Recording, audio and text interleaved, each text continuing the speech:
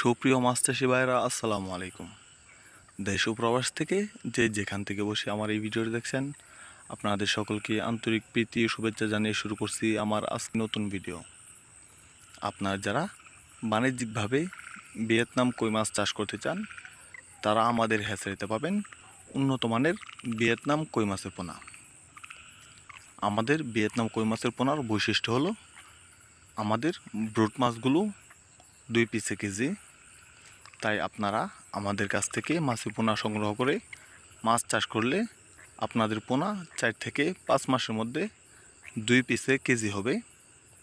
আমাদের কাছে বিভিন্ন সাইজের ভিয়েতনাম কই মাছের পোনা পাবেন। ভিয়েতনাম কই মাছ চাষ করার আগে কিছু বিষয় অবশ্যই খেয়াল রাখবেন।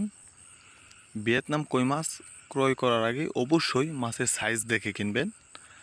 মাছ ছোটো হোক কিংবা বড় হোক, সেটা বড় ফ্যাক্ট না। বড় বিষয় হলো মাছগুলো এক সাইজের থাকতে হবে।